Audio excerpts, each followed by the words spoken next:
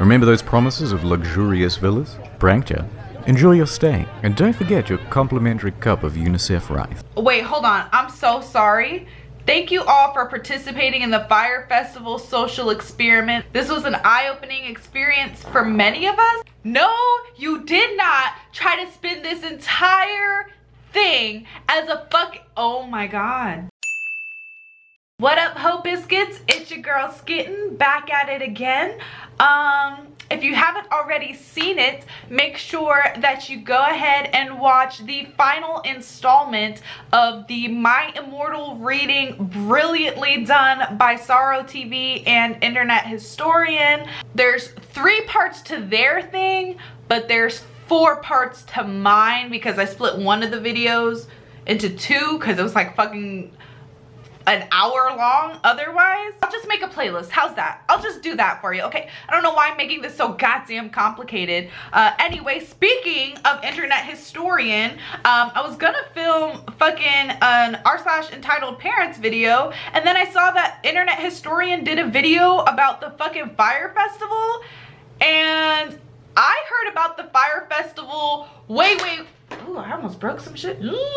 Way after the fact, like weeks after people were like first talking about it on fucking Twitter, and then like I didn't like hear anything about it again. I guess like some documentaries came out about it on Netflix and on Hulu, like they both got documentaries, and I didn't watch either of those, but I did see a clip where this dude said that he was down to suck dick for water, and that is what I know about the Fyre Festival, is that it was bad. Some rich people got scammed and some nigga was about to suck dick for water. So I'm excited to see Internet Historian break this shit down and tell me what happened. Okay, I got cat ears, I got little clip. You can't see my clips, but I got clips in. I got the whole shebang going. I have a lot going on in my head right now.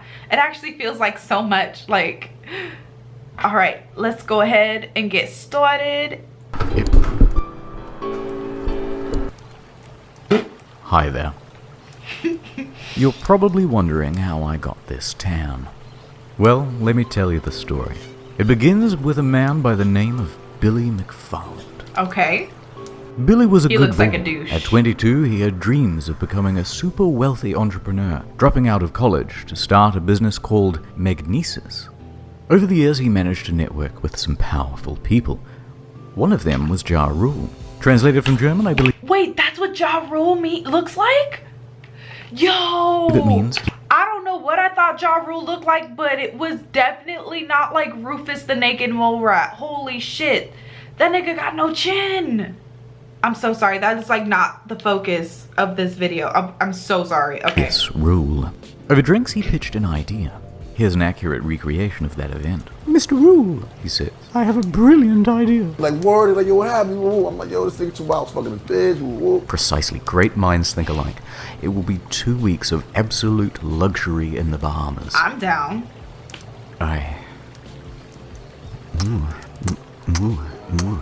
Mr. Rule. Promotion began in late 2016. Fyre promised beaches, ladies, gourmet food, luxury villas, hosted on a private island in the Bahamas called Fyre Cay, once owned by Pablo Escobar. VIP tickets up to $250,000. Nigga. And I thought Coachella was a lot. Swimming pigs, Blink 182, Major Lazer, a steel drum. Welcome to Fyre Festival, the best 2 damn weeks of your life. I bought my ticket immediately. The day arrives. About 5,000 people are making their way directly from Miami Airport, and there are huge delays to get to Fyre Cay. Although I shouldn't say Fyre Cay, because it doesn't exist. In the marketing, they referenced this island, which is actually Norman's Cay, run by George Jung, not Pablo, by the way. But that doesn't matter because we're not going there either. We're going to Great Exuma. Private island? Forget that. Population, 7,000. In fact, we're basically in the parking lot of a sandals resort. Wow. In the end, only about 500 of us make it to the island. The remaining customers' flights are cancelled. You're about to see why. We're hauled onto a school bus and taken to the site, a gravel lot with a bunch of FEMA tents. Oh no! Remember those promises of luxurious villas? Pranked ya? Enjoy your stay, and don't forget your complimentary cup of UNICEF rice. Turn this bus right around. Once there, no one knows whose tent belongs to whom, so staff try getting everyone into a line. Then they abandon that idea and tell everyone it's a free-for-all.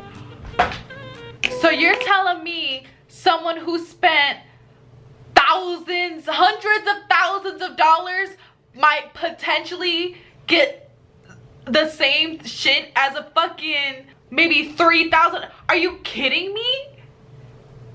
Are you kidding? If I'm spending the equivalent of an entire payment of a house, that nigga who is only paying the equivalent of his rent for the next 2 months better have to lick my boots clean before I walk into it.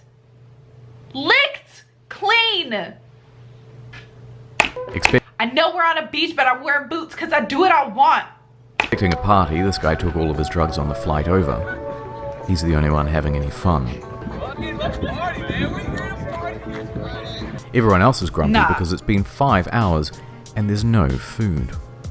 In lieu of food, staff decide to start handing out tons of free tequila. This only exacerbates problems. Once the food does arrive, it's just as delectable as promised though. Gourmet craft single there. A few hours later, bags arrive on a shipping container. It was getting dark and there was no lighting. So everybody's walking around with their cell phones trying to look for their luggage. Plenty of people had their luggage stolen. But don't worry, if you have any valuables, the festival advertised top-notch security. Here it is. But no one told guests they had to provide their own lock. There are rumors of muggings by the locals. I heard rumors of feral dogs. A tent supposedly caught fire. The closest beach has a rampant shark problem. Staff don't have any uniforms or walkie-talkies, so no one knows who's in charge, and the people who are in charge can't talk to each other. Wow. Here's the bathroom. Many staff quit after only a couple of hours. Yeah, For the few customers who are willing to... You could not pay me enough to deal with this bullshit. Hell no. Oh no.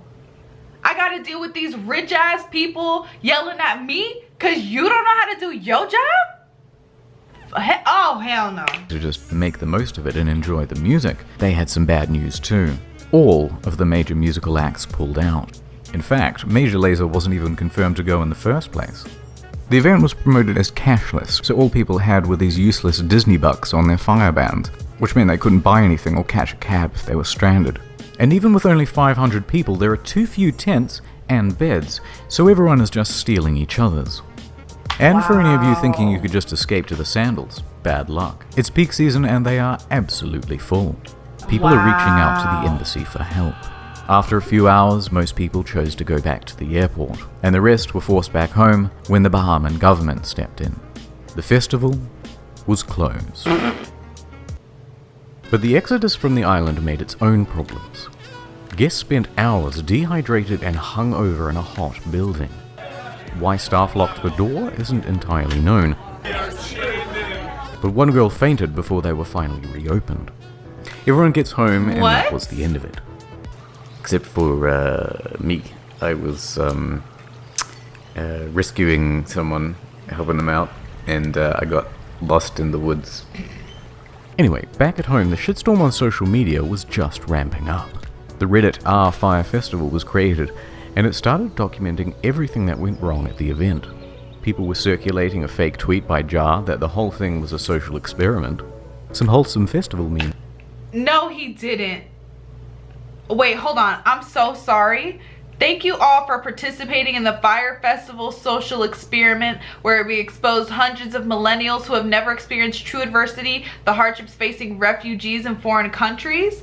This was an eye-opening experience for many of us, and we walk away from this event with a new perspective of the human condition. Hashtag Fyre. Nigga, no, you did not. A fake tweet by... No, you did not try to spin this entire thing as a fuck. Oh my god. Oh my god, really? Nigga, did your publicist approve this tweet? Did your publicist say, hey Ja, fucking tweet this out? This will keep the social media firestorm from burning you. Your publicist approved this? Because if so, fire your publicist. You need a new one. I could do a better job than this. I could do a better job than this. And I fucking tweet about how I hate chocolate and shit. Like, what? Jar that the whole thing was a social experiment. Some wholesome festival memes there. And it quickly turned into a marketing case study of what not to do. Oh yeah. In response, Fyre started serving cease and desist letters to stop people from saying mean things about them. What? Mr. Rule released an official statement what? online, both apologizing and saying that it's not his fault. Interestingly, he wasn't even on the island at the time. He was giving a concert in Chicago. Although, to their credit, they offer everyone a full refund. Or you could always let it ride and opt in for tickets to 2018's Fyre Festival. And a VIP ticket to next year's Fyre Festival if they decide to go. Exactly. Please tell me nobody did that. Please tell me yo dumbasses did not do that. Please. Let me have some faith in humanity. Meanwhile, Billy is on full damage control. He claims that a storm came in the night before and changed all of the marketing into lies. We got to a point that we were very excited about on Wednesday night with how the two sites looked, and we got hit by a big storm. But the apologies weren't enough. A few days later, and the first lawsuit was served. Attorney Ben Mysalis doesn't think it's funny. He's filed a $100 million class action lawsuit against the organizers. Then another suit. Then 7 more. Jesus! Then the feds got involved, claiming Billy had committed wire fraud. Serious charges with serious prison time. More on that later. But first, right now, let's go into the history of Fyre Festival. The marketing was clever. To get the word out, they got in touch with about 400 influencers, Instagram celebrities, and they offered them VIP tickets or cash to promote the event. They even managed to get Kendall Jenner to post about it.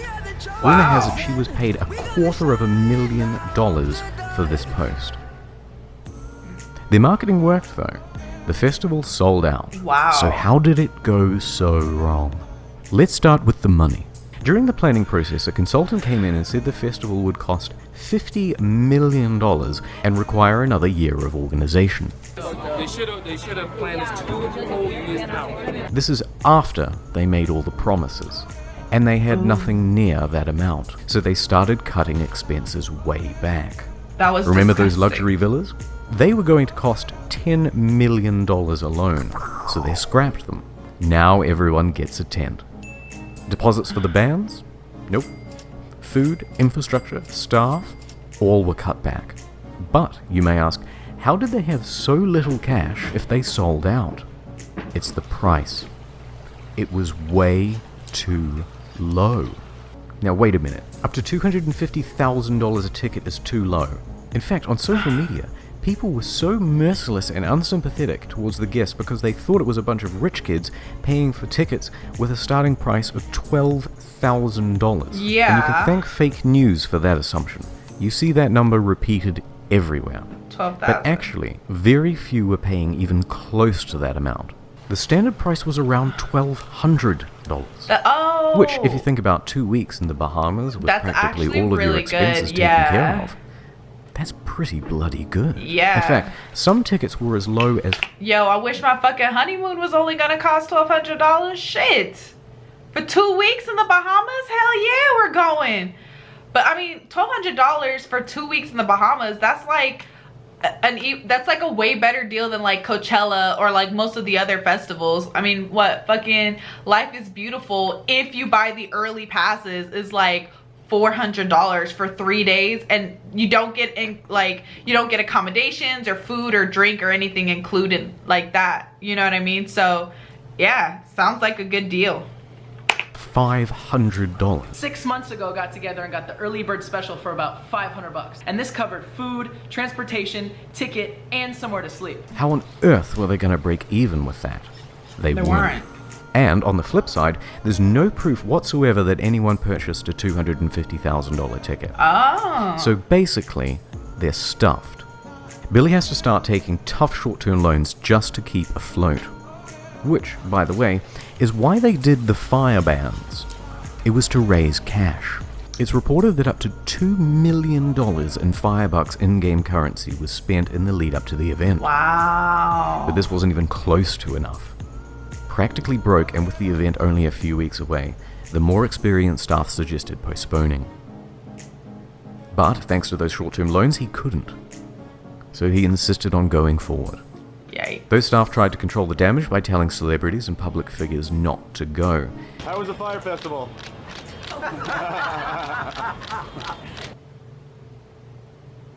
So, Billy and Jar are in some serious trouble. But let's please have one failed festival that has a sequel. Well, Billy is out on $300,000 bail. His assets were frozen as at May 18th. He dropped his expensive attorneys. He's selling his property in New York. He tried to sell Magnesis for $150,000, but it was cancelled for being fraudulent. Massively in debt and with no hope of paying it back, Fyre went into involuntary bankruptcy. And that is the end of Fyre Festival. Damn! I'll keep you posted about whether Billy is going to jail. So long, Fyre Festival. R.I.P. in peace, You were Fyre Festival. too beautiful for this world. And as for me, well, it's time to go home. Let's go home, Frodo.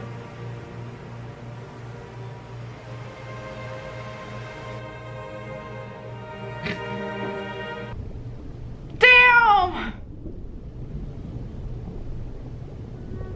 That's fucked up.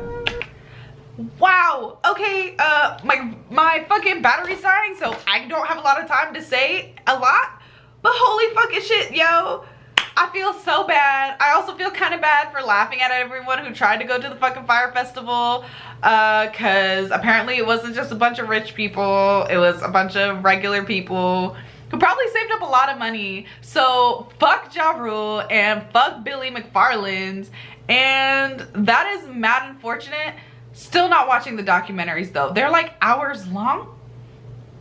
Like, I'm good. I'm okay. But also, internet historian, you did not mention the man who said that he was gonna suck dick for water. Who was that man? What's his story? That's what we need to know. All right, Ho Biscuits, peace out. It's Skitten. Lit.